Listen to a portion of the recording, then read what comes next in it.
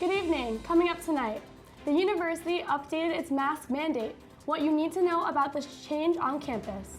It was opening day for South Carolina baseball over this past weekend. Find out how the Gamecocks performed tonight. And later, feed your inner poet at this university event. But first, our meteorologist Caden Dinkins is in the studio here with us right now. Caden, what is going on out there? Well, Callista, I do have some very exciting news coming up for us this week. We will see some beautiful temperatures, but it will be mixed with a little bit of rain. But I do have a very nice and new weather graphic coming up. All that and more tonight on SGTV Student News at 7.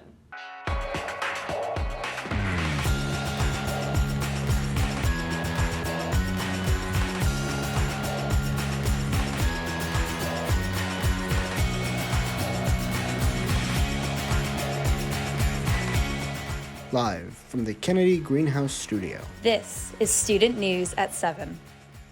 Good evening, Carolina. I'm Megan Dalkshis. And I'm Callista Pushman. Thanks for joining us tonight. This past Friday, DHEC has announced they are closing down more test sites and ending daily COVID case counts. DHEC made this decision based on the availability of a rapid at-home test and a decrease in the use of their drive-through PCR testing. Because there will be more at-home tests, DHEC will be stopping their daily case counts report. There will be a weekly report on hospitalizations and deaths due to COVID-19. On their website, they say, quote, DHEC is confident that these changes will ensure South Carolinians continue to have resources and information they need to make informed decisions and protect themselves and their families from COVID-19, end quote. Starting March 1st, you will start to see these changes in effect. Interim Provost Stephen Cutler and Interim Chief Health Officer Jason Stacy announced a change to U of SC masking protocols this afternoon in an email to university stakeholders. Beginning tomorrow, February 22nd, masks will be required only in instructional and research spaces, medical facilities, and campus transportation. This change comes after the Student Senate passed a resolution last week by a singular vote recommending the university ends its mask mandate. The legislation had been tabled the week before and got 19 votes of 38 senators present, with one abstaining from the final vote. With the changes taking effect tomorrow, students can expect fewer regulations in non-academic spaces on campus, including Russell House and Strom. The University of South Carolina Board of Trustees voted February 18th to put up statues in honor of 3 black students who desegregated the school in 1963. The statues will be in honor of Robert G. Anderson, Henry Monteith Treadwell, and James L. Solomon Jr., who walked what is now known as the Hamilton College building, where they registered for classes on September 11, 1963. Treadwell, Solomon, and Anderson were the first black students who registered for classes at the university since the Reconstruction era. The statues are planned to be put up by fall of 2023. Now tomorrow, voting opens for the student government election. All graduate, undergraduate, and professional students have the opportunity to vote on candidates for president, vice president, speaker of the Senate, and student senators. For more information on the candidates, you can check out SGTV's YouTube as well as the Daily Gamecocks website for coverage on all candidates. Ballots can be found on USC self-service at my.sc.edu starting tomorrow, February 22nd, and closing on February 23rd. And we encourage everybody to go out and vote and make their voices heard. I know I'll be at the poll booths or online, so make sure you do that. Coming up with the latest in Carolina sports, stay close. Welcome back, everyone. It was a busy weekend for Carolina sports. SGTV News 4 sports anchor Courtney Hallman is here with the details. Courtney?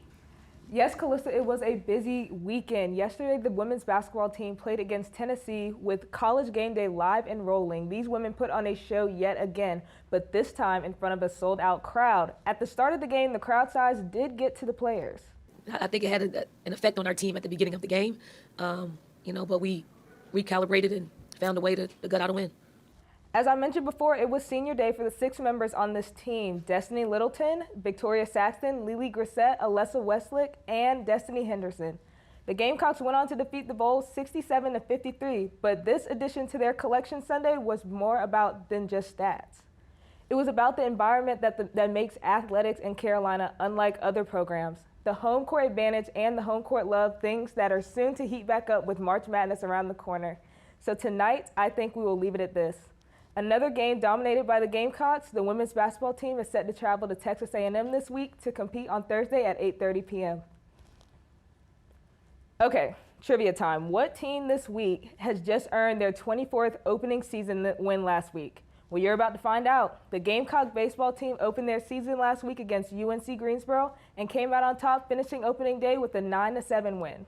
Their second day was not so sweet as they lost 4-5, but rebounded to take home the series on a Sunday with a walk-off 8-7 victory. Andrew Eister continues to be a big name on the South Carolina squad, with the super senior outfielder hitting a home run on opening day and raising the stakes with a grand slam on to draw even in the ninth yesterday. He hit it probably in the one place you could get the ball out of the ballpark. Wasn't carrying the center into right field, but he was able to get the bat head out on that pitch, and obviously a very timely grand slam and totally energized the park and our dugout. With things looking good for the Gamecocks right now, they have the rest of the season to look forward, including a quick turnaround for their next matchup against Winthrop. Tomorrow, first pitch is at 4 p.m. at Founders Park and will be broadcasted on the SEC Network Plus. Well, that's all for Carolina sports this week. Back to you. Thanks, Courtney. Coming up, we will catch you up on how to prepare for Valentine's Day. Welcome back. Joining me now is entertainment reporter Beyonce Watson. And when I said Valentine's Day, I actually mean a new event coming up tonight called The Dating Game. Beyonce, what do you have for us tonight? All right, good evening, Carolina. It's a great week to be a Gamecock because U of SC has a lot in store for us with a week full of events. Beginning tonight with Carolina Productions' annual dating game, the event began at 7 p.m. and is being held at the Kroger Center for the Arts. Tomorrow night, Gamecock Entertainment is hosting their weekly Tuesday trivia night, and it's being held at Russell House Underground from 7 to 9 p.m. Calling all poets and creative writers, Popcorn and Poetry is taking place on Wednesday in Russell House Underground from 7 to 9 p.m. On Thursday, your childhood dreams are coming true. Columbia Museum of Art is having a night at the Art Museum from 8 to 10 p.m. What better way to spend your weekend than watching a free movie here on campus? Carolina Productions will be screening King Richard in the Russell House Theater at 7 p.m. The Oscar-nominated movie will be shown on both Friday and Saturday night here on campus.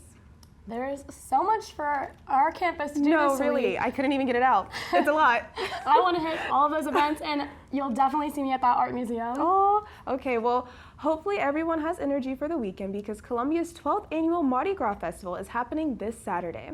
The festival and parade will be held at City Roots Farm in downtown Columbia's historic Rosewood neighborhood. The family-friendly event will feature a parade, a music festival with 12 live bands, and food for purchase from local food trucks and vendors. It's a free event, but the music festival has a $5 admission fee for adults, and it's free for kids 12 and under. That sounds like such a fun It event. does sound fun. If they have any New Orleans type food, I'm definitely going to be there. Beignets. Never had them, but I'm going to have to try them. Megan, you're going to have to. That's all we have for your entertainment news tonight. Coming up after the break, Kaden Dinkins will let you know if you need a jacket or an umbrella this week, so stay close.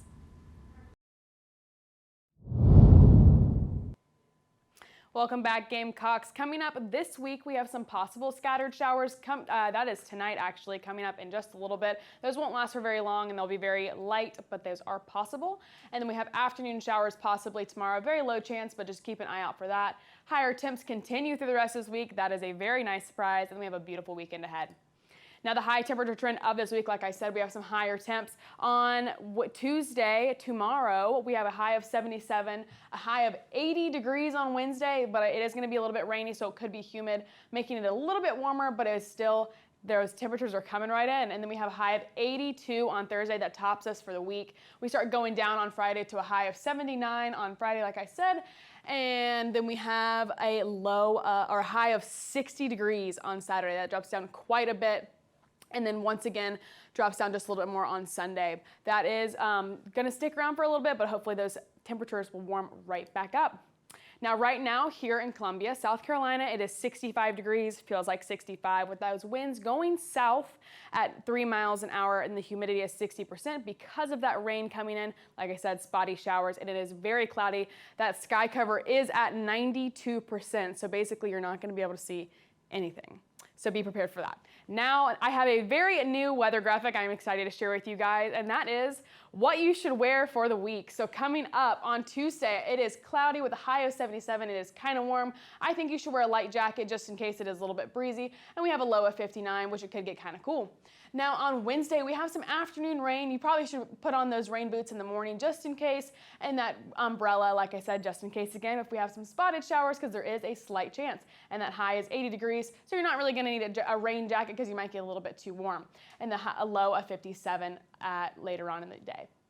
On Thursday, it is mostly sunny with a high of 82. This is absolutely a beautiful day. Perfect time to bring out those t-shirts and probably those shorts for some of you. Probably won't need a jacket this day either with a low of 61. And then on Friday, we can pull out probably those shorts and skirts again, partly cloudy with a high of 79 and a low of 44. Now Saturday is just partly sunny, but like you can continue those shorts and skirts and maybe light jackets and t-shirts. We have a high of 60 and a low of 40, but you can bring out those sunnies for that sunshine if you want to get outside. Now on Sunday, we do have another chance of showers. We bring out those rain jackets because it is going to be a little bit cooler with a high of 59 and a low of 40.